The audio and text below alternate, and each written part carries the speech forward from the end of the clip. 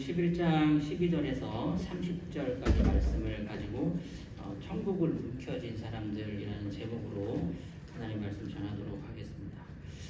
1741년 영국 런던의 한 위대한 음악가가 철저한 절망의 늪에 빠져 있었습니다. 그의 이름은 조지 프리데릭 핸델이었습니다. 당시 그는 연이은 오페라 공연의 흥행 실패 때문에 막대한 빚을 지고 한 번도 아니고 두 번이나 완전히 파산을 했습니다. 엎친 데 덮친 격으로 뇌졸중이 찾아와서 오른쪽 반신이 마비되는 치명적인 고통을 겪고 있었습니다. 당시 유럽 음악계에서 이탈리아 오페라는 예술의 정점이자 최고의 상류층 문화였습니다. 화려한 무대 장치와 의상, 그리고 당대 최고의 스타였던 카스트라토라고 하는 거세한 남성 솔로 가수가 부르는 이 아름다운 노래가 협연이 되는 오페라는 작곡가가 음악가가 명성과 부를 얻을 수 있는 가장 확실하고도 최고급의 장르였습니다. 핸델은 이 장르를 포기하지 못하고 계속 도전하다가 완전히 파산했습니다. 채무자 감옥에 갈 날만 기다리던 이 늙고 병든 음악가에게 이 세상에 어떤 희망도 남아있는 것처럼 보이지 않았습니다. 그러던 어느 날 핸델은 친구로부터 예수 그리스도의 생애를 다룬 성경 구절들이 적힌 오라토리오 대본 하나를 건네받게 됩니다. 오라토리오란 어떤 무대 장치도 스타도 없이 합창 단원들이 서서 성경의 스토리로 노래를 하는 한물간 음악 공연이었습니다. 요즘으로 치면 거친 비유긴 하지만 걸그룹을 하다가 트로트 가수로 전향하는 것과 비슷했습니다. 아이브의 장원영이 기련자의 아모르 파티를 부르는 게 여러분 상상이 되십니까? 뭘 해도 다 어울리긴 하겠지만 그만큼 거리가 있는 장르였기 때문에 핸델은 할 수 없이 그 대본을 받아들고 모든 것을 어차피 잃어버렸기 때문에 골방에 들어가서 식음을 전폐하고 눈물을 흘리면서 악보를 써내려 갔다고 합니다.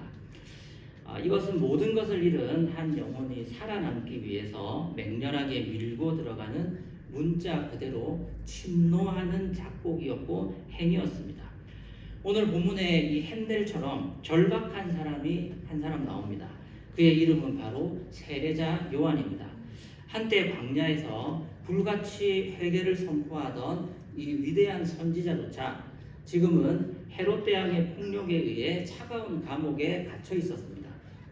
캄캄한 현실 속에서 흔들리던 요한은 제자들을 보내서 예수님께 질문을 합니다. 그게 11장 3절에 나오거든요. 요한이 제자들을 보내서 뭐라고 질문을 하느냐면 예수께 여짜오되 오실 그이가 당신이오니까. 여기까지는 그럴 수 있습니다. 내가 미리 선포하고 내가 미리 예언했던 당신 맞습니까? 이 질문을 할 수 있어요. 근데 3절 후반부에 가면 더 충격적인 질문을 하죠. 우리가 다른 일을 기다려야 합니까? 세례요한이 감옥에서 완전히 흔들려 버린 겁니다. 우리가 예수를 믿다 보면 신앙생활을 하다 보면 요한 같은 순간이 한 번씩 찾아올 때가 있습니다. 이게 맞나 하는 때가 있어요. 혹시 우리도 매일 반복되는 의미 없이 흘러가는 바쁜 일상과 풀리지 않는 삶의 문제들에 치여서 감옥에 갇힌 요한처럼 영적인 피로감에 지쳐 있지는 않습니까?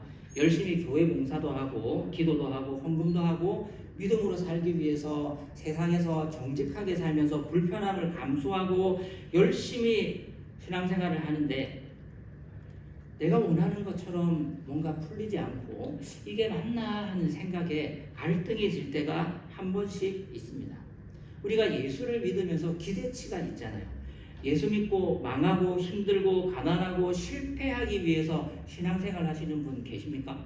기도할 때마다 오늘 기도 제목은 망하는 것, 가난해지는 것, 병드는 것이 기도 제목인 분 계세요? 그런 사람은 아마 아무도 없을 겁니다.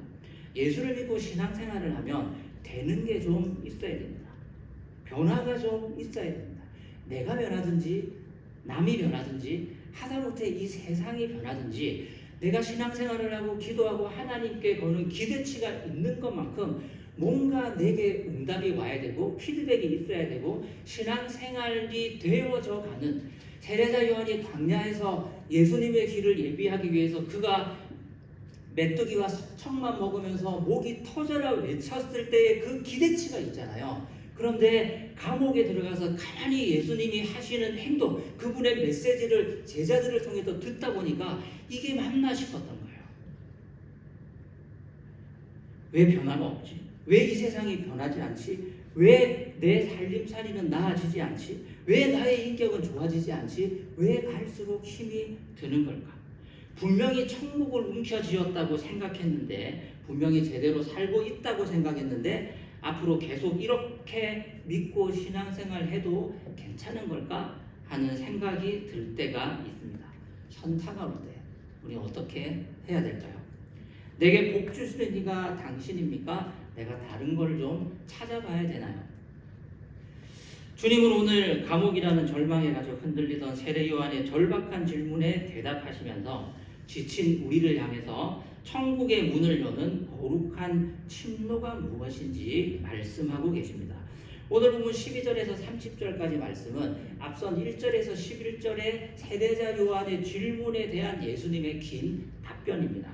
오늘 이 답변을 함께 우리 묵상하면서 하나님께서 내게 뭐라고 말씀하시는지, 내가 어떻게 살아야 하는지, 하나님께서 내게 예비하고 계신 그 기대치가 무엇인지, 어떻게 내 인생을 인도하실지 함께 해답을 찾는 시간이 될 수 있기를 바랍니다. 먼저 12절에서 15절 단락을 보시면 어떻게 천국을 하나님 나라를 움켜쥘 수 있을까요? 밀고 들어가야, 침노해야 하나님 나라를 쟁취할 수 있습니다. 12절 말씀을 보시면요, 세례 요한의 때부터 지금까지 천국은 침노를 당하나 침노하는 자는 빼앗는다라고 했습니다. 이 구절은 쉬워 보이지만 문법적으로 굉장히 어려운 구절이에요. 자세한 문법 용어를 다 설명드릴 수는 없지만 해석하기에 따라서 정반대의 두 가지 해석이 가능하고 두 가지가 다 맞습니다. 첫 번째로 침노한다 라는 단어를 수동태로 해석을 하면 하나님 나라가 핍박을 당하는 거예요. 하나님 나라가 공격을 받는 겁니다. 세례 요한 이후로 예수님이 오시면서 하나님 나라가 새로운 시대가 시작됐는데 이 나라가 어떻게 됐습니까? 헤롯에 의해서, 바리새인과 서기관들에 의해서, 유대인들에 의해서 공격을 받는 겁니다. 핍박이 있는 겁니다. 그래서 지금 이 상황을 하나님 나라를 치열하게 뺏기는 영적 전쟁 와중이다 라고 해석할 수 있는 가능성이 첫 번째가 있고요. 그럼 12절을 다시 한번 눈으로 대충 읽어보십시오. 그렇게 읽히죠. 네. 두 번째는요, 세례 요한의 때부터 예수님의 길을 준비하고 예수님이 오신 이후로부터 완전히 새로운 영적 혁명이 일어났습니다. 그 새로운 나라로 완전히 새로운 사람들이 하나님 나라로 밀고 들어가는 거예요. 세례 요한의 때부터 지금까지 천국은 침노를 당하나니 그 천국으로 침노하는 자, 밀고 들어가는 자는 그 나라의 새로운 백성, 새로운 주인, 새로운 국민, 새로운 제자가 된다는 말씀이에요. 저는 두 번째로 해석을 합니다. 근거가 뭐냐면 누가복음 16장 16절에 병행 구절이 있거든요. 똑같은 말씀이 있어요. 누가복음 16장 16절에 예수님이 뭐라고 말씀하시냐면 율법과 선지자는 요한의 때까지요, 그 후부터는 하나님 나라의 복음이 전파되어 사람마다 그리로 침입하느니라. 여기 침입하느니라가 침노한다, 움켜진다, 빼앗는다 하고 동의어거든요. 그래서 마태복음의 말씀과 누가복음의 말씀을 종합해보면 이 말씀은 새로운 나라가 시작됐어요. 그 새로운 나라의 국민, 그 새로운 나라의 백성이 될 수 있는 자격은 뭐예요? 그 천국으로 밀고 들어가는 것. 예수님이 열어놓으신 새롭고 산 길로 적극적으로 침투해서 들어가는 사람, 그 사람이 하나님 나라의 백성이 될 자격이 주어진다라는 뜻입니다. 12절에 마지막 부분을 보면 빼앗는다라는 단어가 있는데 이 단어가 바로 오늘 설교의 제목인 움켜진다는 뜻입니다. 그냥 살짝 터치하는 정도가 아니라 탐욕스럽게, 강한 욕망을 가지고 터질 듯이 움켜쥐는 것, 그게 빼앗는 거예요. 천국은 죽어서 가는 천당, 물론 천당은 갑니다. 여러분 가기 싫으신 분 아무도 없으시죠? 여러분 천당에서 꼭 저랑 만납시다. 제가 없거든 저를 꼭 찾아주세요. 근데 마태복음에서의 천국은요, 천당, 죽어서 가는 그 나라보다 훨씬 더 넓은 의미를 갖고 있습니다. 마태복음에서 천국은 하늘나라, 스카이가 아니고요, 하나님 나라입니다. 하나님 나라는 물론 죽어서도 가지만 바로 지금 여기 이곳에서 이미 시작이 됐어요. 세례요한 이후로부터 예수님이 이 땅에 오심으로부터 그 하나님 나라가 시작이 된 거예요. 천국이, 하늘의 나라가 이 지상에 임해서 이미 시작이 됐고 지금 여기까지 흘러 들어오고 있습니다. 새 시대가 시작됐습니다. 어떻게 해야 될까요? 거기로 적극적으로 밀고 들어가야 합니다. 빼앗아야 되고 움켜져야 되고 강한 욕망을 가지고 그것을 내 것으로 만들어야 돼요. 하나님 나라 백성이 될 수 있는 자격은 바로 그런 사람들에게 주어지는 겁니다. 이게 맞나? 이렇게 사는 게 맞나? 현타가 오고 때로는 영적인 침체와 피로가 올 때가 있습니다. 하지만 우리가 살고 있는 하나님 나라는 밀고 들어가야 하고 움켜쥐어야 그 나라의 영광과 능력을 맛볼 수 있는 특징이 있어요. 뉴턴이 사과 열매가 떨어지는 것을 보면서 우리 모두가 다 아는 무슨 법칙을 발견했습니까? 사과는 국강이 최고야, 뭐 이런 거 아니죠? 만유인력의 법칙을 발견했습니다. 그러면 사과가 나무에서 떨어진 게 역사상 처음입니까? 그 이전에 한 번도 안 떨어졌어요. 그 이전에 사과들은 대체 뭘 한 거예요? 안 떨어지고. 그게 아니잖아요. 그 이전에도 사과는 무수하게 떨어졌어요. 사과가 떨어지는 것을 보고 만유인력의 법칙에 대한 아이디어와 영감을 받는 것, 이게 뭐냐면 침노하는 것이고 움켜쥐는 거예요. 그렇게 밀고 들어가면 내 삶이 변하고 세상이 변하고 그 하나님 나라의 주인이 되는 겁니다. 우리들의 삶에 수없이 많은 사과가 지금도 떨어지고 있습니다. 그냥 바라보면 아무것도 아니에요. 그냥 교회 오고 그냥 신앙생활하고 그냥 직장생활하고 그냥 학교 가는 겁니다. 하지만 만유인력의 법칙이라는 영감을 얻기 위해서 적극적으로 기도하고 그 사과가 떨어지는 순간을 움켜잡으려고 거룩한 욕망을 가지는 것, 그것이 바로 하나님 나라를 침노하는 것이고 그 나라에 들어가는 거예요. 평범한 사과가 뉴턴의 사과로 변할 겁니다. 평범한 교인, 늘 서는 중창단, 늘 하는 찬양팀, 늘 하는 식당 봉사가 나를 피곤하게만 하는 것이 아니라 어느 날 식당 봉사를 하기 위해서 앞치마를 딱 맸는데 그게 뉴턴의 앞치마가 되는 겁니다. 어느 날 찬양팀을 인도하기 위해서 이 자리에 딱 섰는데 한 사람 한 사람이 예수님의 얼굴로 보이는 겁니다. 좀 피곤해서 그럴 수도 있겠지만 그 순간 그 찬양 인도가 뉴턴의 찬양 인도로 변하는 기적이 일어나는 거예요.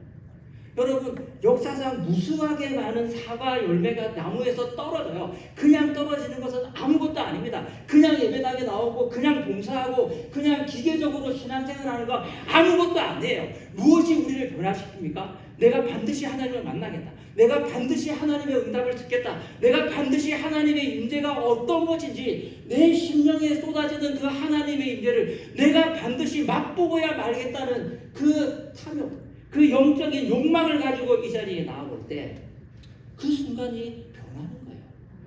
하나님 나라는 바로 그러한 사람들의 것입니다. 우리 모두가 그 하나님의 나라로 밀고 들어오는 영적인 탐욕자들이 되기를 간절히 바랍니다. 매일 마주치는 사람들이 특별해 보이고 매일 뻔한 나의 일상들이 특별해지는 그 위대한 하나님의 나라가 내 삶 속에 임할 수 있기를 간절히 기도하면서 하루하루를 기대하는, 하루하루가 충만해지는 우리의 일상으로 변화할 수 있기를 간절히 바랍니다. 두 번째로 어떻게 하나님 나라를 움켜쥘 수 있느냐, 16절에서 24절 말씀을 보시면 영적인 냉소주의를 버려야 합니다. 이것은 우리의 영성의 독소입니다. 16절에서 17절 말씀을 보시면요, 이 세대를 무엇으로 비유할까? 비유하건대 아이들이 장터에 앉아 제 동물을 불러 이르되 우리가 너희를 향하여 피리를 불어도 너희가 춤추지 않고 우리가 슬피 울어도 너희가 가슴을 치지 아니하였다 함과 같도다. 중학교 2학년입니까? 여기 16절, 17절에 나오는 사람은 반응이 없어요. 아이들이 시장 장터에서 친구들을 불러 모아놓고 어른들의 일상을 흉내내면서 결혼식 놀이, 잔치 놀이, 장례식 놀이를 하는데 웃겨도 웃지 않고 슬퍼도 울지 않는, 반응이 없고 감각이 없는 행태를 보고 예수님께서 이 세대가 바로 이런 아이들과 같다라고 얘기합니다. 스스로, 이것은 누구를 꾸짖는 거냐면 스스로 의롭다고 여겼던 성경 박사들, 바리새인과 서기관들, 유대인들을 향해서 예수님께서 꾸짖는 거였어요. 왜냐하면 그들이 세례 요한을 모함해서 감옥에도 쳐넣었죠. 세례 요한이 금욕한다고 하니까 욕을 하고, 예수님이 오셔서 먹고 마시고 즐기니까 세리와 가까이 하고 포도주를 좋아하는 사람이라고 비난하고, 뭐를 해도 욕을 하니까 예수님께서 그 바리새인들의 냉소주의를 꾸짖기 위해서 이 비유를 말씀하신 겁니다. 이들은 세례자 요한의 회개 촉구에도 예수님의 자비로운 은혜의 잔치에도 팔짱을 낀 채 아무런 영적인 감동을 느끼지 못했습니다. 교회에서 껌을 좀 많이 씹어보신 분들은 이 말씀 잘 이해하실 겁니다. 특히 목사가 제일 심해요. 저부터 반성합니다. 자신들의 종교적인 고정관념이 있습니다. 천국을 향한 맹렬한 진노와 그 하나님 나라를 향한 열망을, 나도 저 한때 다 해봤는데, 나도 한때 좀 굶어봤는데, 나도 한때 좀 부르짖어 봤는데, 나도 한때 좀 주여 100창 여러분 주여 100창 해본 적 있으세요? 한 70창 넘어가면요 막 방언 나올 것 같아요. 나도 한때 주여 3창 주여 100창도 많이 해봐, 나도 한때 좀 해봤다고 이러면서 어지간한 설교가, 어지간한 감동과 어지간한 찬양에는요 꼼짝도 안 해요. 이 목사들이 참 문제입니다. 우리 교인들은 참 괜찮은데 참 저 같은 목사들이 문제가 많아요. 그러니까 신앙생활을 3대 4대 막 이렇게 흘러가고 교회를 오래 다니면 오래 다닐수록 하나님 앞에 무뎌지는 거예요. 요세푸스의 기록을 보면요, 예수님 당대에 예수님이 태어나시기 전후에서 자칭 메시아 선지자급 인물만 10명에서 15명 정도 됐다고 합니다. 그러니까 역사 기록에 나오는 애들만 그래요. 그러니까 바리새인과 유대인들이 볼 때 쟤 또 나와, 쟤 번호표 16번 그러고 보는 거예요. 우리가 너 같은 사람들 안 당해본 줄 알아. 너 16번째야. 뭐 그러다 반짝하고 사라지는 내가 다 알고 있어.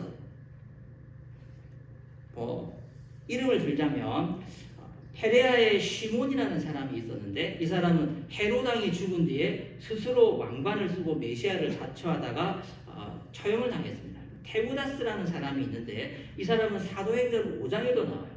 내가 말 한마디도 요단강을 가르겠다 하고 하면서 무리들을 끌고 다니다가 로마에 의해서 사형을 당했습니다. 여러 사람들이 있어요. 그러니까 바리새인들은 예수님을 봐도 신선하지 않은 거야. 그러니까 냉소하는 겁니다. 여러분, 우리나라에 자칭 하나님이 20명이 있고요, 재림 예수가 50명이 있습니다.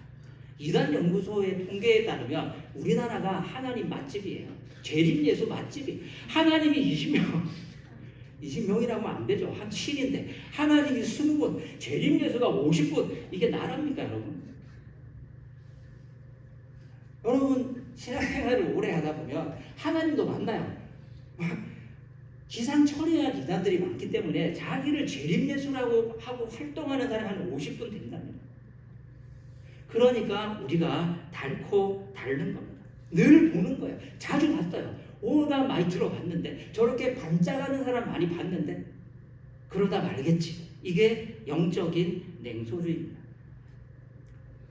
20절 이하의 말씀을 보시면 예수께서 권능을 가장 많이 행하신 고을들이 회개하지 아니함으로 그때에 책망하십니다. 주로 갈릴리 북부의 도시들을 말씀하시면서 예수님이 주 본거지로 활동하셨던 가버나움을 집중적으로 야단을 치시는데요.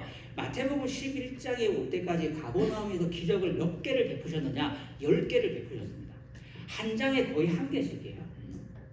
가버나움에 그렇게 많은 기적을 베푸셨음에도 불구하고 저 번호표 16번 내가 많이 봤어. 너도 그러다 말겠지.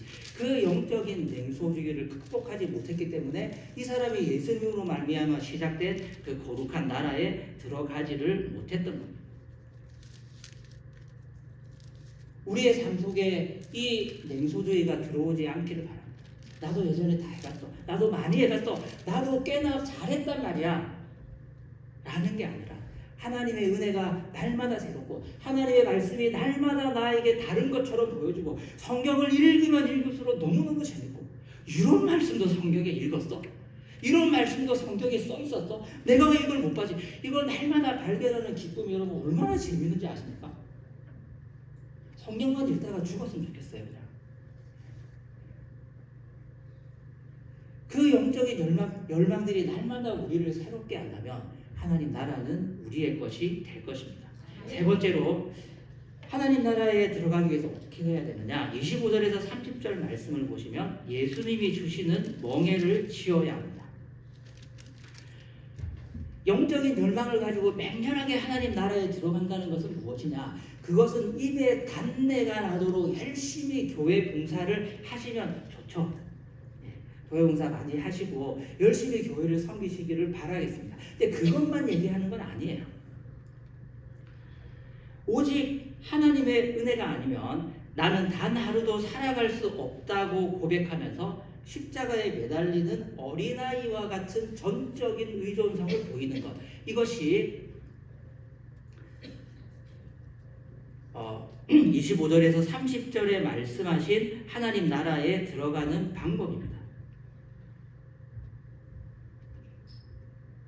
25절 말씀을 보시면 이것을 지혜롭고 슬기 있는 자들에게는 숨기시고 어린아이들에게는 나타내심을 감사하나이다 라고 예수님이 말씀하셨는데 어린아이에게 나타나셨다라는 이 말씀의 뜻은 어린아이처럼 전적으로 부모를 의지하고 어린아이처럼 자신의 무능력을 인정하면서 살아가는 사람들에게 하나님 나라에 들어갈 수 있는 그 맹렬한 영적인 열심이 주어진다는 거예요.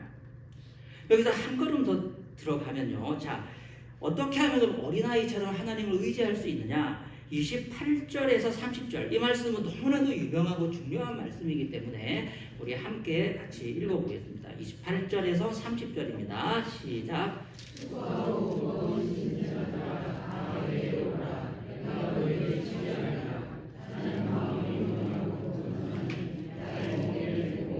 내게 배우라. 그리하면 너희 마음이 쉼을 얻으리니 이는 내 멍에는 쉽고 내 짐은 가벼움이라 하시니라. 예수님이 주시는 멍에를 메고 예수님에게 배워야 하는데 예수님께서 나에게 배우라고 말씀하신 근거가 두 개가 있습니다. 29절 말씀을 보시면 나는 마음이 어떻게 해요? 온유하고 겸손하기 때문에 내 멍에를 메고 내게 배우라. 그리하면 어떻게 됩니까? 너희 마음이 쉼을 얻고 너희가 하나님 나라를 얻게 될 것이라고 말씀하셨어요. 예수님께서 이렇게 자신 있게 말씀하신 근거가 두 개입니다. 나는 마음이 온유하고 겸손하다. 자, 그럼 조금 더 들어가 봅시다. 온유하고 겸손한 건 뭐예요? 바보 같은 겁니까? 고개 푹 숙이고 눈도 못 마주치고 무슨 말을 해도 예 이렇게 하는 게 온유한 거예요? 늘 이렇게 웃고 있는 게 온유한 겁니다. 온유한 겁니까? 온유가 뭐예요? 온유란 야생마를 길들이는 게 온유해요. 이 어원이 그렇습니다. 들에 나가서 들판에 나가서 산에 나가서 야생마를 잡아요. 그러면 이 야생마를 사람이 탈 수 있는 말로 조련을 해야 되잖아요. 야생마의 폭주하는 힘을 주인의 말에 순종할 수 있도록 그 힘을 통제하는 것, 그것이 온유라는 단어의 원래 뜻입니다. 우리 마음속에 막 욕망이 날뛰잖아요. 세상을 향한 욕망, 남자친구를 향한 욕망, 여자친구를 향한 욕망, 돈을 향한 욕망, 성공과 부귀영화를 향한 욕망이 막 날뛰잖아요. 근데 온유한 사람은 뭐냐면 그것을 딱 붙드는 거예요. 이것을 십자가 앞에 무릎 꿇려서 이 모든 것들이 하나님 나라의 영광을 위해서 쓰여져야 돼. 이것을 하나님의 통제를 받아야 돼. 성령의 지배를 받아야 돼. 나는 이것을 십자가 앞에 무릎 꿇릴 수 있어. 라고 이 문제를 하나님 앞에 처리할 수 있는 사람, 그 강력한 영적인 힘을 마음속에 소유한 사람, 그 사람이 온유한 사람입니다. 온유라는 건요, 힘없는 거 아닙니다. 그냥 늘 이렇게 헬렐레하게 다니는 게 온유가 아니에요. 마음속에 날뛰는 것을 붙잡아 십자가 앞에 무릎 꿇릴 수 있는 강력한 파워와 영적인 힘이 이 마음속에 있어서 하나님 앞에 집중할 수 있는 사람, 그 사람이 온유한 사람입니다. 예수님께 바로 이것을 배우면 하나님을 의지할 수 있습니다. 그럼 겸손이라는 건 무엇일까요? 원래 겸손이라는 단어는 1세기 당시 예수님 당시 문화권에서는 욕이었습니다. 이것은 주로 어떤 사람에게 썼냐면 노예들에게 썼습니다. 너 왜 그렇게 험불해? 너 왜 이렇게 겸손해? 그럼 요즘은 이게 칭찬이잖아요. 어떤 초등학교에는 제일 겸손한 어린이라고 해서 여기 마크도 달아준다는데 제일 겸손한 어린이를 자랑하는 게 겸손입니까? 요즘에는 이 겸손이라는 단어 어쨌든 우리는 상도 받고 좋게 받아들이지만 옛날엔 그렇지 않았습니다. 너 왜 이렇게 겸손하냐? 이러면 무슨 뜻이냐면 너 왜 그렇게 비열하고 너 왜 그렇게 노예 근성을 갖고 살아가냐 이런 뜻이었어요. 겸손이라는 단어는 노예들을 향해서 쓰는 단어였습니다. 어떤 사람이 너무 굽신거리고 명예롭지 못하고 당당하지 못할 때 너는 노예처럼 사는구나, 너는 겸손하게 사는구나, 아유 거지야, 이렇게 표현하는 게 겸손이었어요. 근데 예수님이 겸손하신 분이에요. 사람들이 들을 때 뭐라고 생각했겠어요? 우리가 받는 어감과 이 말을 들었을 때의 이 청중들의 어감은 완전히 다른 겁니다.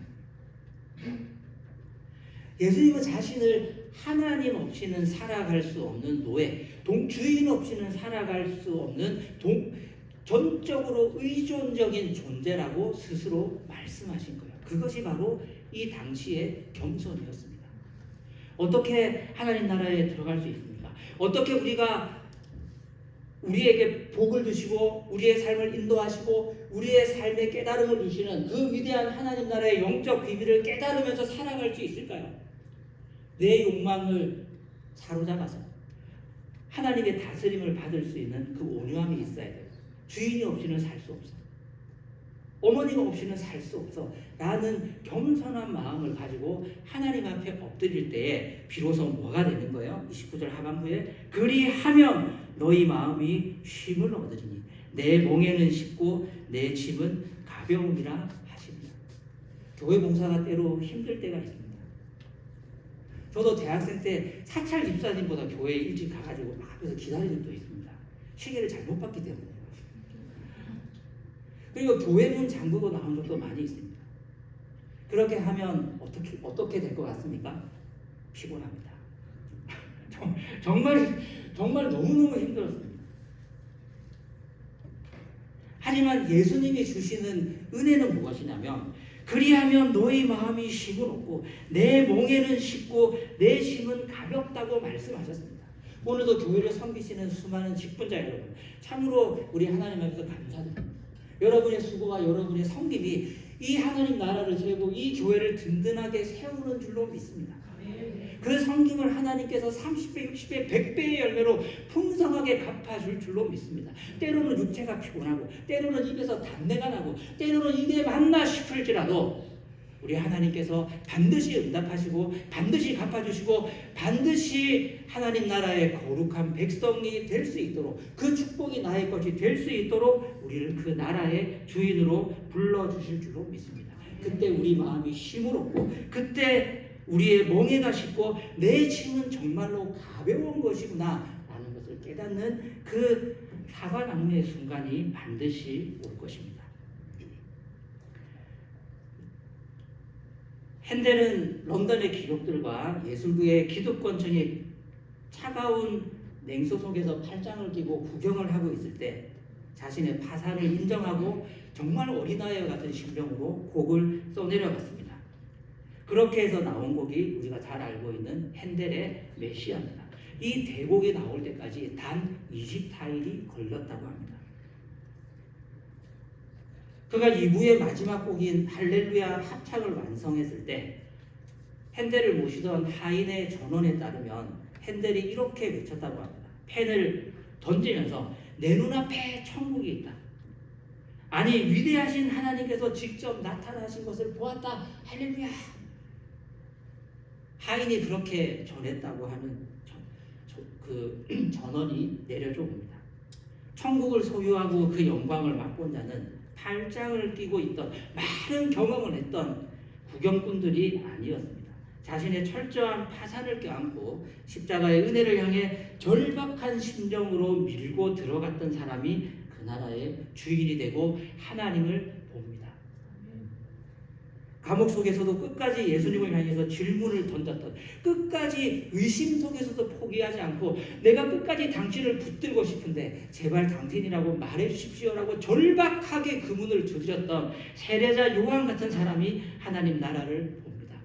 이 아침에도 새벽에도 밤에도 주님의 전을 사모하고 나의 가정이 하나님 나라인 줄 알고 나의 직장이 하나님의 나라인 줄 알고 나의 이웃이 나의 친구가 내 학교가 하나님 나라인 줄 알고 그곳을 포기하지 않고 문을 두드리는 사람, 그곳에 적극적으로 침노하는 모든 사람에게 하나님께서 주시는 위대한 축복이 임할 줄로 믿습니다. 우리 함께 그 나라를 영광스럽게 살아가다가 마지막 때 영광스러운 하나님 나라에 들어가서 우리가 맺고 온 그 열매를 함께 나누며 그 축복을 함께 나누며 함께 할렐루야를 하나님의 보좌에서 부르는 그날까지 승리하며 인내하며 기도하며 이 땅을 살아갑시다.